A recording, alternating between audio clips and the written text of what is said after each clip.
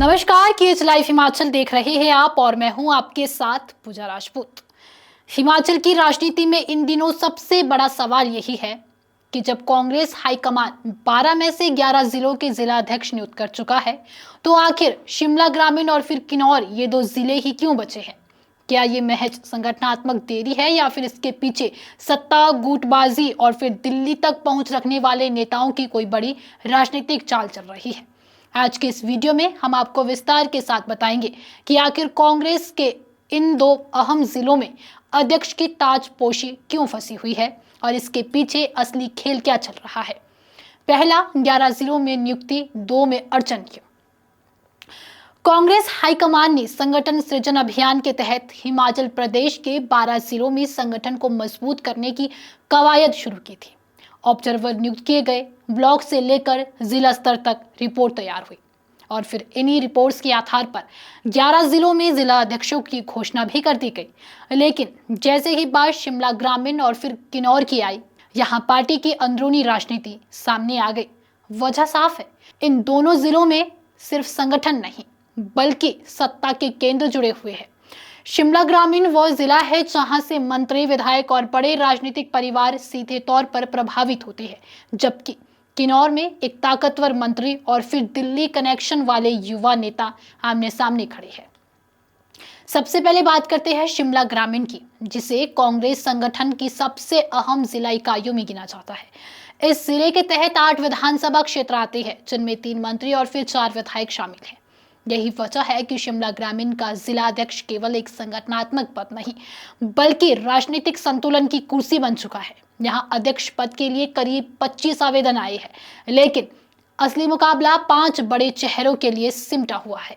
हर नाम किसी न किसी गुट का प्रतिनिधित्व करता है और यही से समस्या शुरू होती है।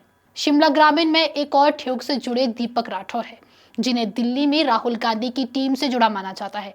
दूसरी ओर कोटखाई से महेंद्र स्थान है, जो हॉली लॉज और फिर मंत्री विक्रमादित्य सिंह के बेहद करीबी माने जाते हैं। वहीं कुमारसेन से रुपेश कंवल है, जिनके नाम को प्रतिभा सिंह का समर्थन प्राप्त है। इसके अलावा सुधीर आजाद है, जिन्हें सीधे मुख्यमंत्री सुखविंदर सिंह सुक्खू का भरोसेमंद नेता माना जाता है। वहीं चौपाल से आने वाले यशपाल तनेक की दावेदारी इसलिए मजबूत मानी जाती है क्योंकि उनके नाम की पैरवी राष्ट्रीय स्तर तक हो रही है।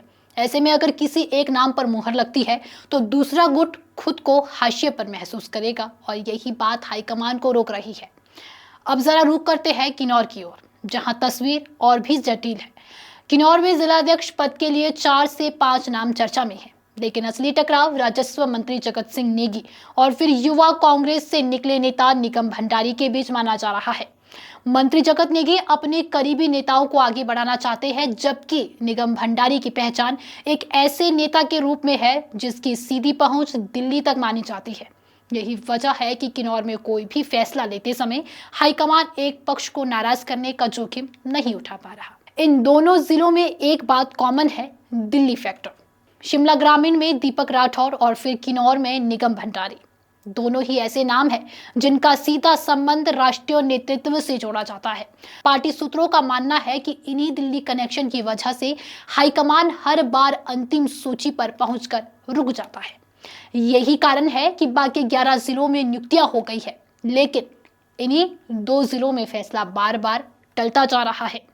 अब सवाल उठता है कि आगे क्या होगा।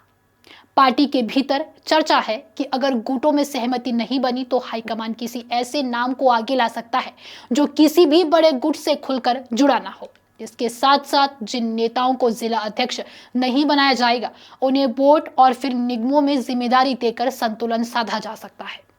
कांग्रेस पहले भी इस रणनीति का इस्तेमाल करती रही है ताकि संगठन में खुला विरोध ना उभरे। तो कुल मिलाकर शिमला ग्रामीण और फिर किन्नौर में जिला अध्यक्ष की ताजपोशी संगठन से ज्यादा सत्ता संतुलन का सवाल बन चुकी है। यहाँ हर फैसला मुख्यमंत्री, हॉली लॉज और फिर दिल्ली नेतृत्व तीनों को साथ लेकर चलने की मजबूरी में फंसा है। यही वजह है कि 2 जिलों में कांग्रेस अब तक किसी एक नाम पर मुहर नहीं लगा पाई है। आने वाले दिनों में या तो कोई चौंकाने वाला फैसला सामने आएगा या फिर लंबी खींचतान के बाद किसी गुट को बढ़त मिलेगी। राजनीति में कल क्या हो जाए, यही इसकी सबसे बड़ी खासियत है।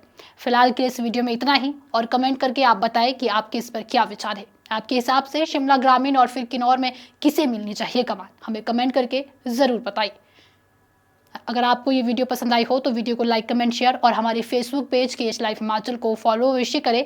साथ ही अगर आप हमारे इस वीडियो को यूट्यूब चैनल के माध्यम से देख रहे हैं तो हमारे यूट्यूब चैनल को भी सब्सक्राइब जरूर करें। धन्यवाद।